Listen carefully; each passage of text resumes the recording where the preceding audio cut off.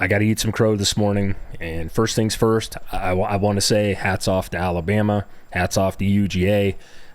Look, I'm not a fan of either team. I'm a fan of actually the Nebraska Cornhuskers, but I'm even a bigger fan of college football, if that makes sense. So when I want to watch good teams play, I tune into the SEC in the upper half of the Big Ten.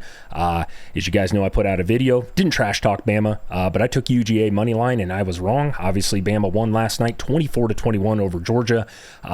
Handed Georgia its first loss since 2019 at home. That's crazy. So hats off to Alabama, first things first. Secondly here, I want to talk about Ty Simpson. You Alabama fans, let me know this kid's a real deal. I didn't know how to take that. I hadn't seen him play a ton. Impressed the hell out of me last night. I have that circled on my notes here. I took a bunch of notes last night, and that was my number one thing when making this video was Ty Simpson, dude. Holy shit, this kid can throw the football. Looked way better than he did in the FSU game. And I want to know, and I want to ask you guys a question, Alabama fans in particular, why wasn't he playing last year? I mean, I like Jalen Milroe and all that, but he couldn't complete a pass at times from me to the door back here. Great athlete. But Ty Simpson, man, holy smokes, dude. So somebody answer me that one. Why wasn't he playing? Dude, this kid's got a hell of an arm.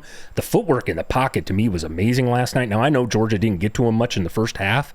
And you know, when you're sitting back there, you got time to make a sandwich. Yeah, guys are going to get open eventually. But just his moxie and poise back there, incredibly impressed with Ty Simpson. I also will say this. I'll go out on a limb here.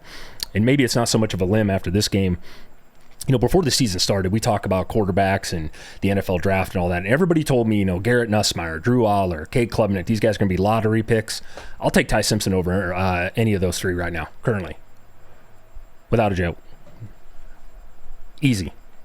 I'll take him.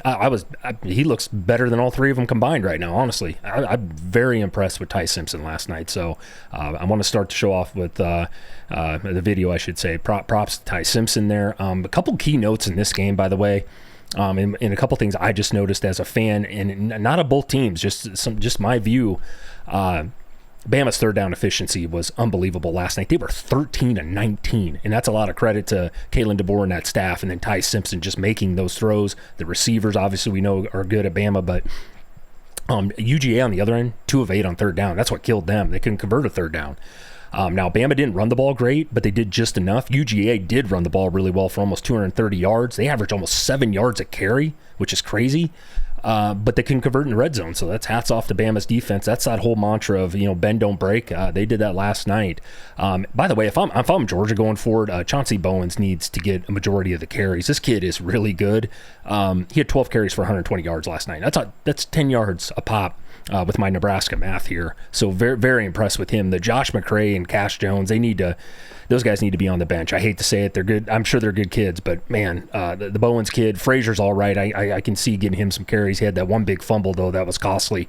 And that was probably more the Bama kid just making one hell of a tackle there to force that out. That was a hell of a play. Like I said in my video, though, I said Kirby Smart was going to make adjustments. I think he's the best in-game coach in college football. You may disagree with that, and that's fine. But he did make some second-half adjustments. Bama actually didn't score a single point in the second half, guys. They also held them to only 130 yards of total offense in the second half. So Georgia's defense did step up and started making plays. But I will say about Kirby, I disagree mightily about not taking the 3 there to tie it. Now, I've been talking about this in college football and the NFL specifically, this analytics game that we're playing nowadays. Now, I think analytics are great, but just because it says, you know, 4th and a yard and a half and, you know, the percentages are go for it there and you'll get it.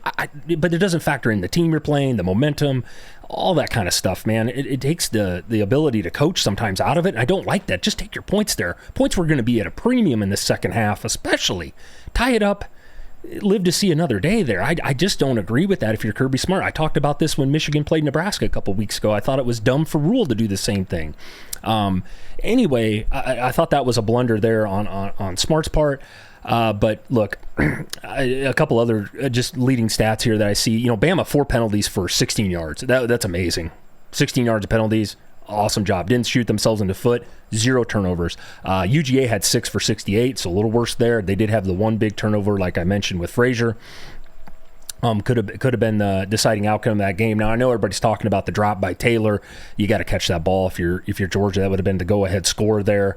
I have no idea how that game would have turned out after that, but still, you got to catch the ball. But on the flip side too, I always say this. Ryan Williams dropped a wide open touchdown too to start the game. Like I don't know how he dropped that, but it happens. It's college football.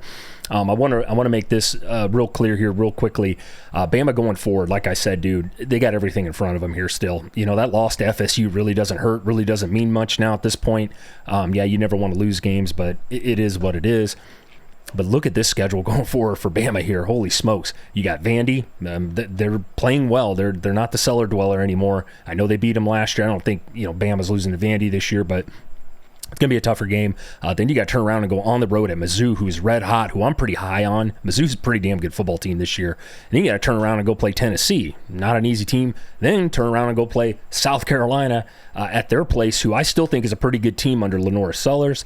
Then you got LSU. Obviously, they dropped a game yesterday to Ole Miss, but they're still a damn good football team. And then you got undefeated Oklahoma at this point. Now, they may have a loss or two by then, but Oklahoma is one of the better teams in the SEC, I think, as well, especially if Mateer comes back. But yeah, and then you got the Iron Bowl at the end of the year. You never know what happens in that game, but the schedule's brutal. I expect Bama to drop probably one here, but still, I see Bama being one of the front runners, if not the front runner for the SEC title. Georgia on the other side here. Schedule isn't near as tough. They got Kentucky, a tricky game on the road versus Auburn. You got Ole Miss, which that game's notoriously been pretty damn good. Ole Miss is still undefeated. They're playing pretty well for Lane Kiffin over there. And then you got Florida, never an easy game. Mississippi State, who I had to put them on here, man. I like Mississippi State this year, man. They're kind of my dark horse. Like, not that they're going to win the SEC, but they're not a pile of trash like they are in years past. And then you got a big game, thankfully, at home versus Texas.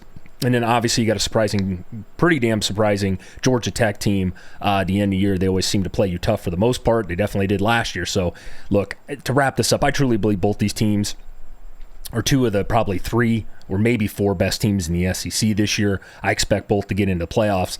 And like fate would have it, it wouldn't shock me if these two play each other again, either in the SEC title game or meet up in the playoffs. It just seems to be that case. And for whatever reason, and most importantly, Bama just owns Georgia. It doesn't matter who's coaching, who the coaching staff is, who the quarterback is. Bama just owns Georgia, dude. I think they've won 10 out of the last 11. Kirby Smart is now, 1-6 against Alabama. It's crazy, dude. It's kind of like that Michigan-Ohio State thing. It's weird. But I want to say hats off to Alabama and their fan base for letting me know Bama's a real deal this year, even with that loss to Florida State. So with that being said, guys, we'll catch you next time.